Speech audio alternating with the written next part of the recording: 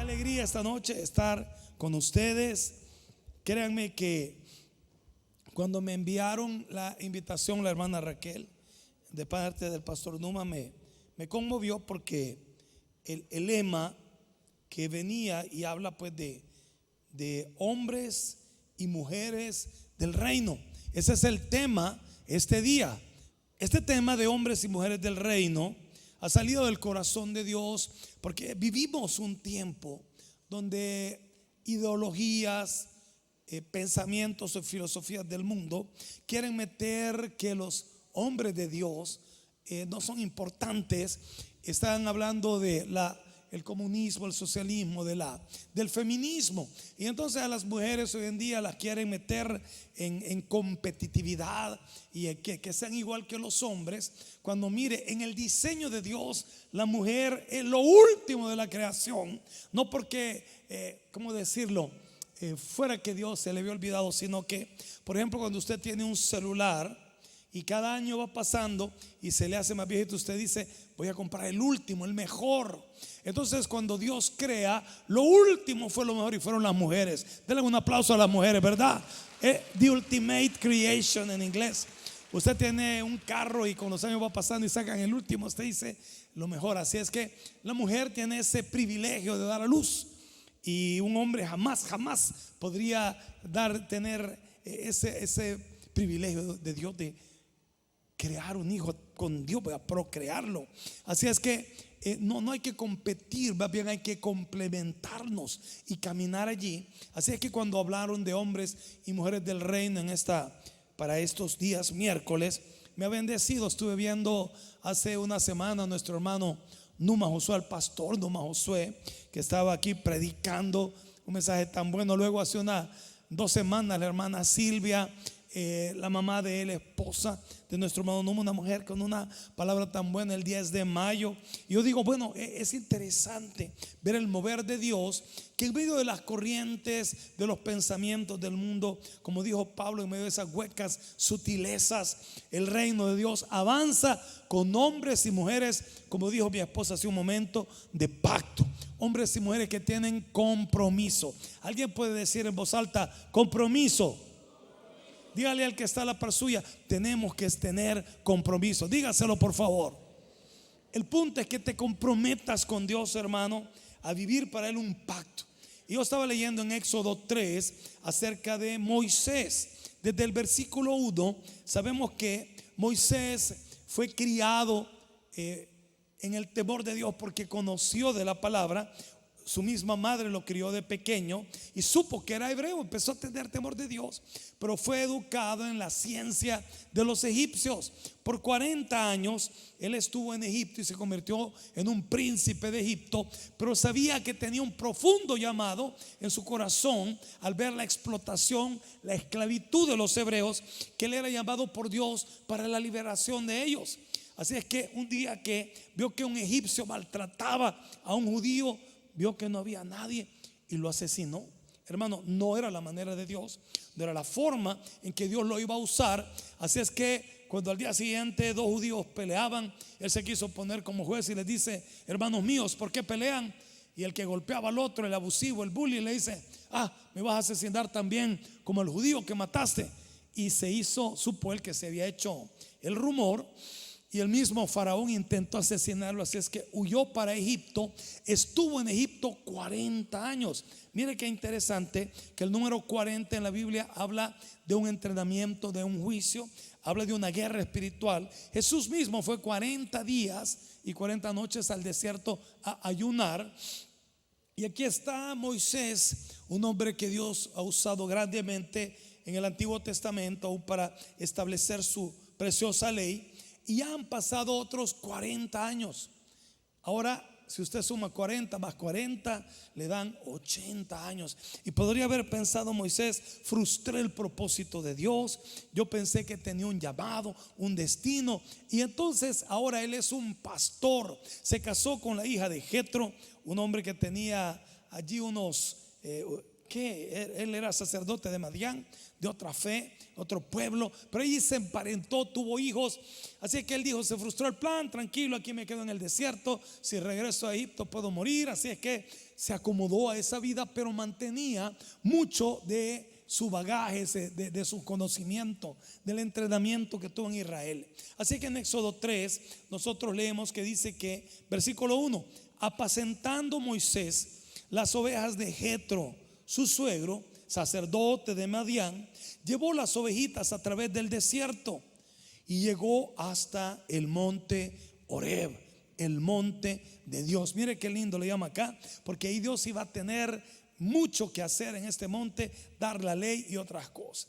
Y se le apareció el ángel de Jehová en una llama de fuego en medio de una zarza, y él miró y vio que la zarza ardía en fuego, pero la zarza no se consumía. Alguien dice gloria a Dios por esto.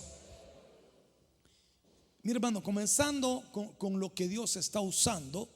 Dios no usó un árbol grande.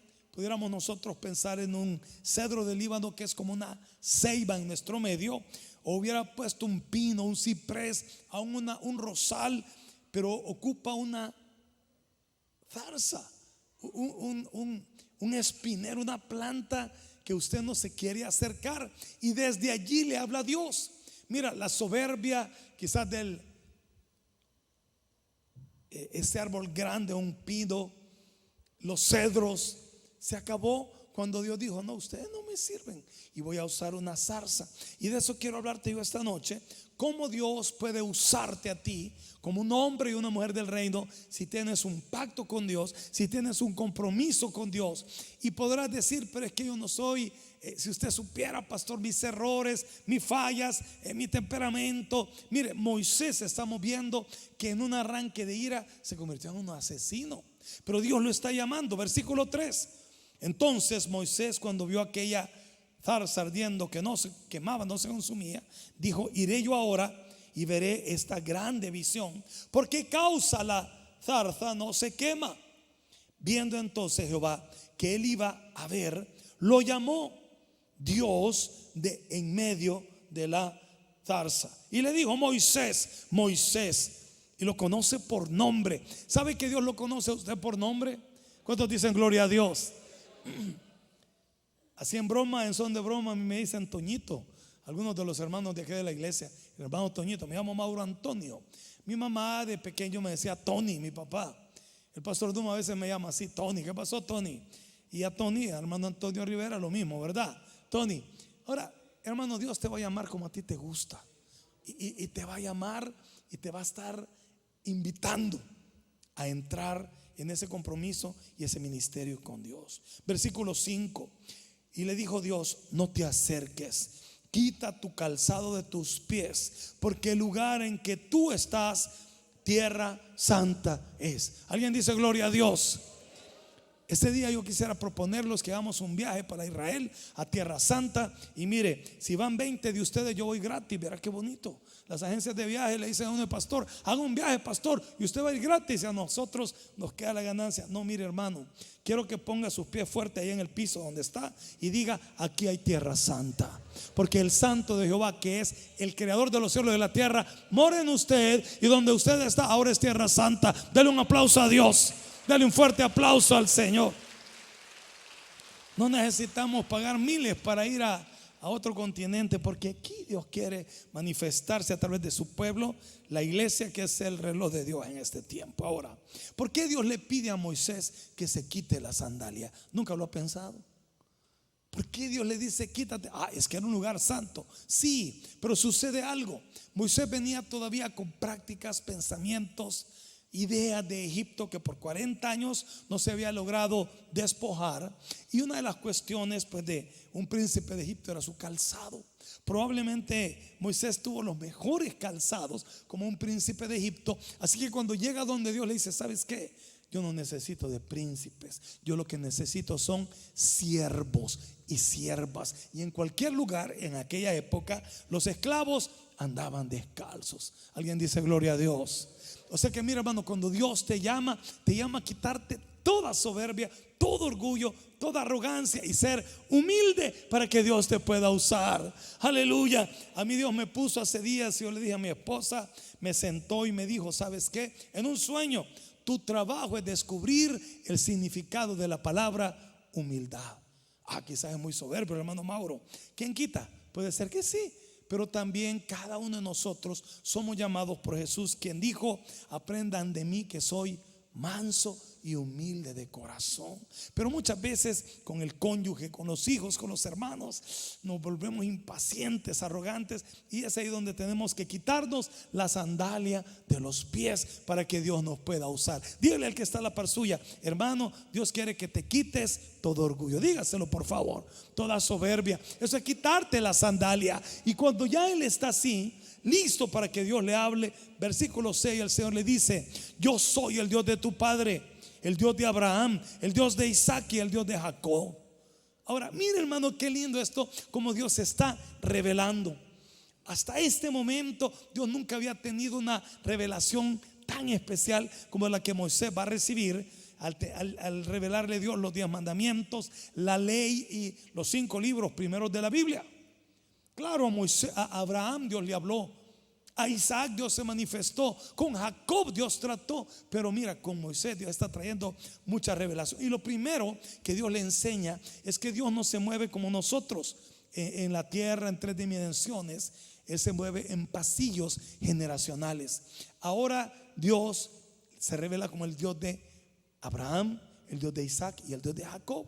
Ahora, lo lindo de esto, hermano, es que ahora Dios quiere ser el Dios tuyo, primera generación, el Dios de tus hijos, segunda generación, y el hijo de tus nietos y tus bisnietos hasta tercera y cuarta generación. Alguien dice gloria a Dios.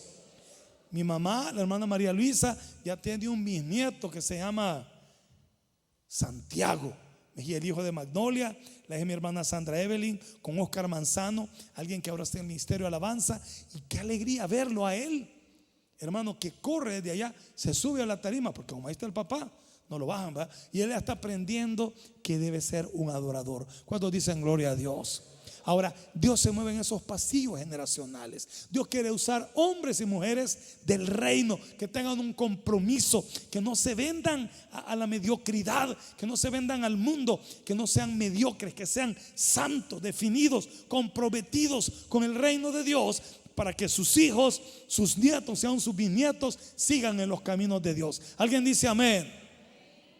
Pero yo quiero decirte algo. Mira, hermano, el Señor se está revelando a Moisés, y cuando uno habla de Abraham, de Isaac y de Jacob, uno piensa y dice: no, pero es que ellos fueron gente súper santa.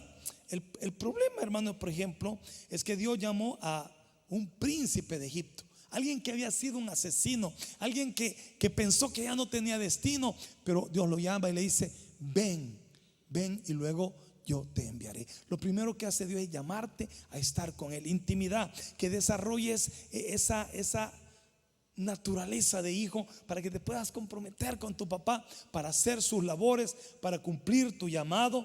Así es que, hermano, quiero que tú veas como no solo Moisés es un hombre al que Dios está usando, pero que había fallado, que quizás en algún momento se sintió que ya no funcionaba. Fallé, arruiné mi propósito, ya no sirvo, estoy desechado. ¿Sabes qué? Cuando tú fallas, aun cuando tú le das la espalda a Dios, Dios no te da la espalda. Cuando el hijo pródigo llega donde su padre, en esta linda parábola de nuestro Señor Jesucristo, en Lucas 15, el hijo llega: ya no soy digno de ser llamado tu hijo, trátame como un siervo. Pero todo el discurso no lo pudo dar. El padre corre, lo abraza, lo besa y está alegre. Le da vestido nuevo porque llegó con la última moda de los cuches, sucio.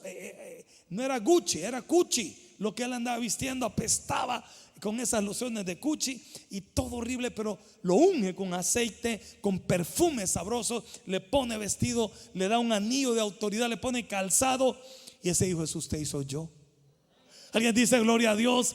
Hermano, el Señor nos recibe por más que hayamos fallado, y Él nos toma. Ahora, quiero decirte que cuando Dios dice: yo soy el Dios de Abraham, de Isaac y de Jacob, hermano, es interesante cómo hay cosas muy distintivas y grandiosas de estos hombres de Dios. Por ejemplo, Abraham fue conocido como el padre de la fe.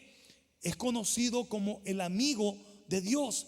En Génesis 18, del versículo 16 al 33, cuando Dios va a traer el juicio sobre Sodoma y Gomorra, dice: no, pero le tengo que decir a Abraham, porque él va a ser el padre de muchos que van a creer en mí. Cuando iban a llevar el juicio, el Señor dice: le voy a ocultar a Abraham lo que voy a hacer. Ciertamente Abraham llegará a ser una nación grande y poderosa. En él serán benditas todas las naciones de la tierra. El amigo de Dios, hermano, qué hermoso que Abraham estableció una relación más allá de lo religioso con Dios. Y eso es lo que Dios quiere enseñarnos a través de Abraham. Pero aún así, hermano, falló. En algún momento Abraham, cuando iba con su esposa, dijo: Sara es tan bonita que me pueden matar para quedarse con ella. Así que descendió donde el faraón, y cuando él le preguntó: ¿y ella quién es?, le dijo: es mi hermana. Y mintió, y le había dicho a Sara: usted diga que es mi hermana. Y luego él dice: es que en realidad es medio hermana, es hija de mi papá, pero... y está ahí él mintiendo. Luego en otra ocasión se lo dijo a otro monarca llamado Elimelech, y Dios se estorbaba para proteger a Sara. Ahora, estamos hablando de hombres y mujeres que Dios usa en su reino. Mira, hermano, son gente que se equivocó en algún momento, son gente que tuvo fallas. Y lo tremendo es que hasta se heredan estas situaciones. Te digo, Dios trabajó con Abraham, Dios lo constituyó en el padre de la fe, pero tuvieron estas fallas. Entonces vemos que son hombres y mujeres imperfectos, pero Dios los restaura, hace un pacto con ellos y los puede usar grandemente. No es una licencia para vivir de esa manera, pero sí es una evidencia de cómo Dios en su compasión, en su misericordia los usa. Luego Dios dice que es el Dios de Abraham, pero también de Isaac, el hijo de Abraham. Dios lo pidió en sacrificio. Génesis 26 nos declara cuando Dios le dice a Abraham: parece que tu hijo que te ha nacido en tu vejez ocupa tu corazón y me has dejado de amar en primer lugar. Vamos a probar tu corazón, ofrécemelo en holocausto. Y hay un monte donde Dios te voy a llevar, por cierto, es el monte Moria, a donde se construyó el templo de Jerusalén, frente a donde habría de ser sacrificado nuestro Señor Jesucristo, en el monte de la calavera. Pero bueno, lo que te quiero decir es cómo Isaac fue probado también, porque cuando iban ya después de la jornada y van subiendo al monte, solo Abraham e Isaac dejan a los siervos atrás y dejan los burros. Dice Abraham: espérennos aquí que vamos a subir con mi hijo, pero volveremos. Pero Isaac empieza a cavilar y dice: padre, aquí llevamos la leña, él la llevaba, tú llevas el fuego, llevas el cuchillo, pero ¿dónde está el becerro? En algún momento Isaac dijo: pareciera que algo anda mal, algo no está bien. ¿Y qué le respondió Abraham? Hijo, Jehová Jireh, Jehová se proveerá. Y en ese momento muchos dicen que vino la revelación de Dios, que le dijo a Isaac: ¿sabes qué, Isaac? Tú eres el cordero, tú eres el sacrificio. ¿Qué hubiera hecho usted en ese momento? Dice: parece que mi papá tiene algún problema en la cabeza. Papá, voy a dejar la leña un ratito, voy a ir donde mi mamá, se me olvidó algo. Y no hubiera colaborado. Cuando Abraham llega a lo alto del monte, pone la leña, ordena las piedras, todo para el sacrificio, sube a Isaac y no se opone. ¿Me están oyendo, hermanos? Escuchaba a un hermano que decía: probablemente si fuera uno de nuestros jóvenes de hoy, hubiera tenido unos zapatos tenis a lo último, que hubiera podido correr tan rápido que Abraham jamás lo habría alcanzado. Pero Isaac, el patriarca, mira, no se hablan tantas cosas de él en Génesis, pero sí vemos que desde ese momento como que oyó a Dios y estuvo dispuesto a hacer el sacrificio. El apóstol Pablo dice: hermanos míos, les ruego por las misericordias de Dios, Romanos 12, 1 y 2, que presenten sus cuerpos como en sacrificio vivo, santo, agradable a Dios, porque ese, hermano, es tu culto racional. Isaac estuvo dispuesto a hacer el sacrificio, morir a nuestras pasiones, a nuestros deseos, morir al pecado, morir al orgullo. Eso es ser un sacrificio vivo. Y ahí estaba Isaac, mire, como un referente de lo que Dios habría de hacer. Cuando Rebeca, su esposa, andaba con él también, al igual que su padre Abraham, le pidió que mintiera. Di que eres mi hermana. Y también de igual manera Dios salvó a Rebeca, su esposa, de que hubiera sido abusada por otro gobernante. Mire cómo los pecados de un padre o los vicios de un padre pueden pasar a un hijo. Hay que romper eso, todas esas maldiciones generacionales. Por eso los encuentros son muy buenos. Yo animo a las hermanas que puedan venir, que puedan tomar un tiempo, que inviertan. Muchas veces uno dice: no tengo tiempo, no tengo dinero, pero es en estos tiempos de un encuentro con Dios que rompemos ataduras. Alguien dice gloria a Dios. Isaac no había logrado romper eso, así que en Génesis 26 estaba ahí en la misma circunstancia hasta que Dios guardó a su mujer. Y dice que aún este gobernante dice: ¿sabes qué? Te voy a dar hasta un dinero, una dote para reivindicar a tu mujer que yo no le he tocado. Finalmente vemos que en la familia Isaac tenía su preferido, que era Esaú, un hombre del campo, y su mujer Rebeca tenía un preferido que era Jacob. Y había un problema en el hogar de mucha dificultad, mucha disfuncionabilidad. ¿Por qué te menciono esto? Para decirte que Dios ama a las personas imperfectas y que Dios, cuando esas personas imperfectas hacen un pacto con Dios, Dios las usa poderosamente. Hombres y mujeres del reino. Quiero terminar hablándote de Jacob. Jacob es el nieto de Abraham, es el hombre de Dios que se levanta como el patriarca del cual vendrían las 12 tribus de Israel. Jacob, un hombre que tuvo visiones al igual que Abraham, que Isaac, del reino. Desde que nació tuvo un problema, porque cuando él nació, nace Esaú, pero Jacob le venía agarrando el pie. Y dijeron las parteras que lo trajeron: ve, este cipote desde chiquito viene suplantando al otro, le viene echando zancadilla. Y aprendió Jacob de ese nombre que le pusieron, que significa suplantador, engañador, tramposo, el que pone zancadilla. Empezó que su naturaleza como que era de ser astuto, como que era de ser el vivo de la familia. Y entonces en una oportunidad que su hermano mayor, el primogénito Esaú, salió a cazar y no cazó nada, y él estaba en el campo cocinando, pongámoslo a lo latino, una ollada de frijoles rojos, hermano. Tenía yuca, tenía todos los vegetales, qué mal. Y cuando llega aquel con una gana, hey, ¿qué pasó? Le dice: regálame. No, le dice: te vendo, pero no tengo con qué pagarte, vendeme tu primogenitura. Esaú era un hombre profano y dice: mi derecho, que soy el mayor, y esa una relación con Dios a mí no me interesa. Y se lo vende por un plato de lentejas. Y ahí estaba Jacob tomando algo que no le pertenecía legítimamente. Cuando ya Isaac, su padre, estaba por morir, de acuerdo a su madre Rebeca, dice: ¿sabes qué? Yo he oído que tu padre Isaac va a bendecir a Esaú, y lo mandó a traer una casa, a que fuera de cacería y le preparara comida. Así es que, hijo, te vamos a disfrazar, vamos a preparar una comidita como a tu papá le gusta. Y mire qué tremendo, hermano, decía: para dar la bendición es importante estar bien orado, ¿verdad? Pero aquel se fue a dar una gran comilona, Isaac, y más que estaba allá que no podía ver, lo engaña su hijo Jacob y le roba la bendición a Esaú. Cuando Esaú viene y le dice: padre, aquí está tu comida. ¿Cómo es eso? Si vino otro y yo le di tu bendición, oiga esto, y no se la puedo quitar. Hermano, cuando usted como padre, como pastor, bendice a alguien, es Dios el que está abriendo los cielos, desatando la gloria de Dios sobre su vida. ¿Me están oyendo, hermanos? La hermana Reina habla de cómo hace años aquí nos casó el pastor Numa. Y mira, hermanos, es una cuestión tan importante. Oír el consejo, tener la bendición de tus padres, tus pastores, para los proyectos, grandes proyectos así como un matrimonio. Yo le digo, hemos cumplido, bueno, hoy en julio cumplimos 33 años de casados, y he visto la bendición de Dios. Y esa es una bendición en nuestro ministerio. en los pastores, en los líderes, que la gracia, la bendición de Dios llega a nuestras familias. Así es que ahí estaba Jacob robando.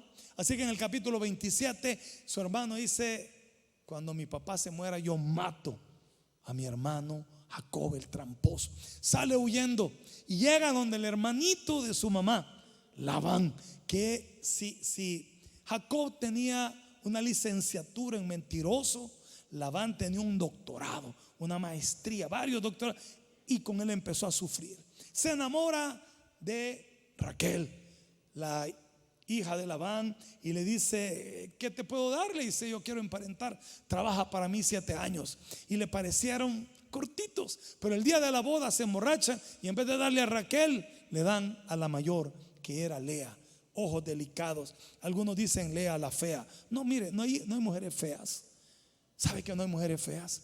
Dios las creó preciosas para la gloria de Dios. ¿Sabe que derramó su sangre en la cruz del Calvario? No hay ni hombres ni mujeres feos. Todos somos preciosos a los ojos de Dios. Pero ahí había un hombre que lo estaba engañando, y cuando le reclama le dice: ok, trabaja los otros 7 años por mi hija Raquel, los trabaja otros 6 años por ganado. Pero siempre Labán le hacía trampa y le empezaba a robar, hasta el fin que dice Jacob: estoy ya cansado que me estén robando, que Labán se esté aprovechando de mí. Y descontento, en Génesis 31 y versículo 29 dice: vámonos. Y no le dice a su suegro, lo engaña una vez más y sale con todas sus cosas, sus hijos y su ganado. Y cuando iba huyendo de Labán, dice que vio 2 campamentos. Mire qué lindo esto. Vio un lugar que él le puso Mahanaim, que es en medio de 2 campamentos. Tuvo una visión profética de ángeles que lo acompañaban. Alguien dice gloria a Dios. Mire qué interesante cuando Dios te habla por un sueño, por una visión, tomar esto muy en serio. Así es que ahí estaba este hombre, lo alcanza el suegro y le dice: si no fuera porque Dios me habló en sueños, que me dijo que no fuera malcriado con vos, ahorita mismo tuviéramos problemas. Pero bueno, se sientan y se reconcilian, lo despide Labán, y ahora él va a reunirse con su hermanito Esaú. Habían pasado 20 años. 20 años. Y dice Jacob: vaya alguien a decirle a mi hermano Esaú que me quiero reunir con él, me quiero reconciliar, ya regreso. Y regresa aquel mensajero y le dice: ya le di tu mensaje. ¿Y qué dijo? Pues sí, que va a venir a traerte. Traía 400 hombres con él para recibirte. O sea, esa no era una recepción amigable, hermano. Venía a exterminarlo, venía a terminar el plan de muerte que había tenido hace 20 años cuando lo engañó su hermano. Así que Jacob está en angustia, hermano. Todo lo que había hecho se pierde: sus mujeres, sus hijos, el ganado, su misma vida. Y esa noche él está angustiado y se le aparece el ángel del Señor.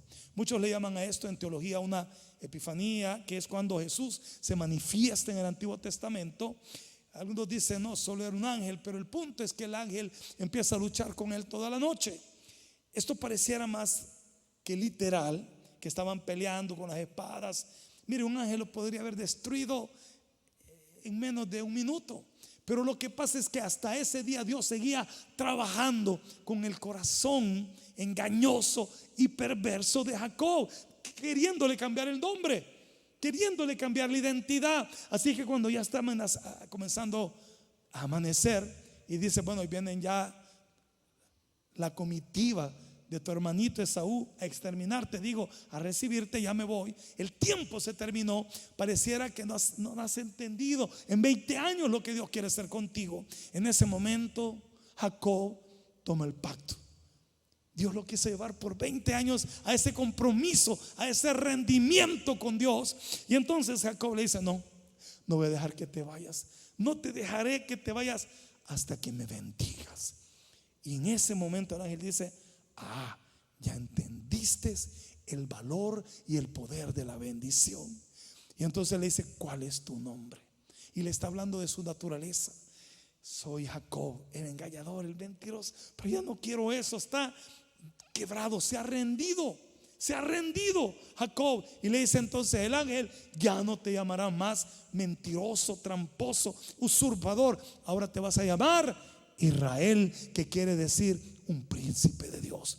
Oiga esto, Has peleado con Dios y con los hombres y ahora has tenido victoria. ¿Pero por qué? Porque decidió rendirse. Porque ganando es como perdemos. ¿Oyeron eso, hermanos? Ganando es como perdemos con la ayuda de Dios. Ahora el punto, y con lo que yo quisiera ir concluyendo, es como Dios se revela a Moisés como el Dios de Abraham, de Isaac y de quién más. ¿Por qué no dijo Dios a Moisés: yo soy el Dios de Abraham, de Isaac y de Israel? Moisés probablemente sabía la historia de Jacob, que era un hombre que había fallado al igual que él cuando se convirtió en un asesino. Tal vez Jacob, su mal no había sido asesinato, pero había sido tramposo. Dios le está diciendo: yo amo a la gente imperfecta y quiero usarla si hace un pacto conmigo. Así es que Dios se revela como el Dios de Abraham, de Isaac y de quién más. ¿Y de quién más?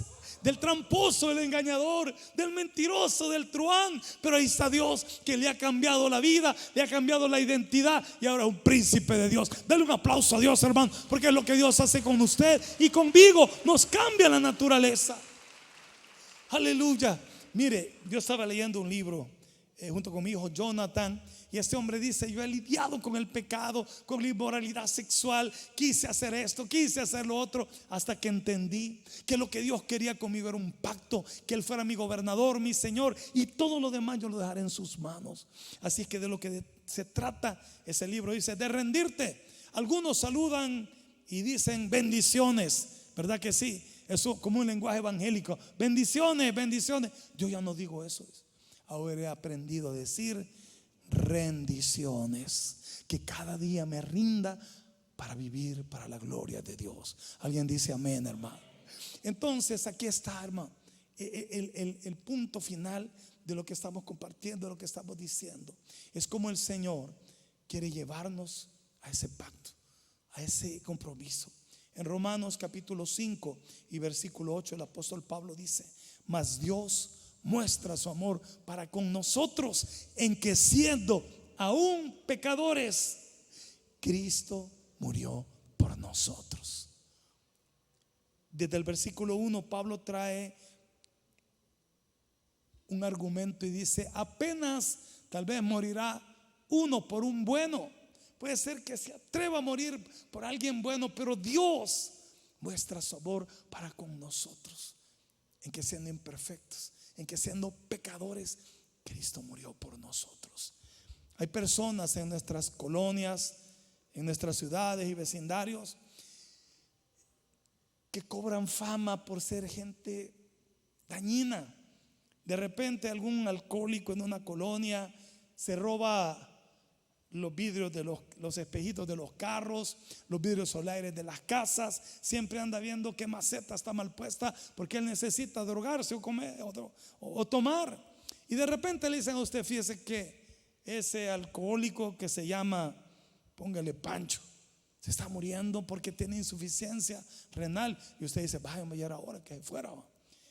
Pero le dicen: usted le puede salvar la vida. ¿Por qué no le da un riñón como donante? Y mire, ese se salva. Viera que, déjeme pensarlo, le aviso entre unos 10 años si todavía está vivo. Pero qué diferente es la historia cuando a usted le dicen: ¿sabe qué? Aquel amigo suyo, un empresario, un buen padre de familia, puede ser aún un líder de la iglesia, está enfermo y necesita un riñón, y usted se lo puede donar. O aquella hermana, usted le puede ayudar. Y usted dice: quizás sí, ¿verdad? Wow, y usted se siente impulsado, se arriesga a hacerlo. Pero ¿sabe qué? Cristo dio su vida por usted y por mí cuando éramos como el alcohólico, perdidos, cuando estábamos en pecado, en rebeldía. Y esa gente imperfecta Dios la transforma cuando vienen a Cristo y cuando toman un compromiso con Dios. Hermanos, cuando vine a Comunidad Cristiana venía de unos 20 años, pero había arruinado mi vida en ese tiempo. Y hermano, Dios tuvo misericordia de mí. El pastor Numa fue, junto con otros jóvenes que tomó de casi la misma edad, nos empezó a discipular. Pero siempre se nos habló compromiso, un pacto. Somos la comunidad cristiana del reino de Dios. Hay un rey al que vamos a servir. Así que Dios puso en mi corazón traer este reto a tu vida, este llamamiento, porque Dios te quiere usar. Pero siempre decimos: no, es que hermano, yo tengo todavía este problema o todavía esta falla. Usted no sabe lo que hice, arruiné mi matrimonio, mi familia, mis hijos. ¿Sabe qué? Dios puede restaurarte, porque para Dios no hay nada imposible. Dije que para Dios no hay nada imposible. Usted dirá, pero yo estoy luchando con una adicción, con un problema sexual. Hermano, de eso se trata. Que no te des por vencido contra el pecado, sino que te rindas ante Dios. Yo les digo algo, hermano, yo he visto la gloria de Dios en mi vida por su misericordia, porque yo estuve dispuesto a ponerme en sus manos. Nunca he sido un hombre perfecto. El mismo Pablo dijo, no es que yo ya sea perfecto, Filipenses 4, sino que poniendo la mirada adelante, prosigo a la meta. La religión nos hace pensar que solo los perfectos. Mire, la iglesia católica pone santos en camerino que vivieron hace unos 500 años y que se supone que nunca cometieron un pecado, hasta que la gente, algún historiador dice, pues la historia fue diferente.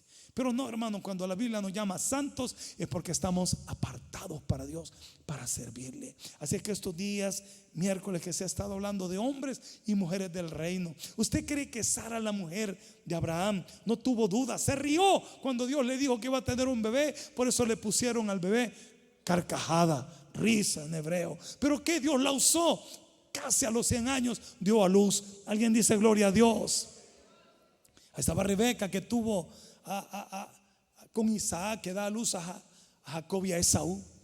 Una mujer que era estéril, una mujer que estaba dispuesta a mentir para guardarse su seguridad física. Mentirosos. Ahí estaba la esposa de Jacob, Raquel, Lea, las otras. Hermano, cuántas fallas, pero ¿sabe qué? Fue gente que hizo un compromiso con Dios. Así que esta noche yo quiero invitarte que tú cambies la historia de tu vida, de tu matrimonio, de tu familia, de tus hijos, de los hijos de tus hijos, hasta terceras y cuartas generaciones. Que usted se pare en la brecha y diga, yo voy a ser el instrumento de Dios para que haya un pasillo generacional. Y que tus nietos y tus bisnietos digan, mi papá Toño Rivera un día se entregó a Cristo con mi abuelita, bisabuela Verónica, y ahora nosotros le servimos a Dios. Que lo mismo digan de tu casa. Pónganse de pie, por favor, hermano.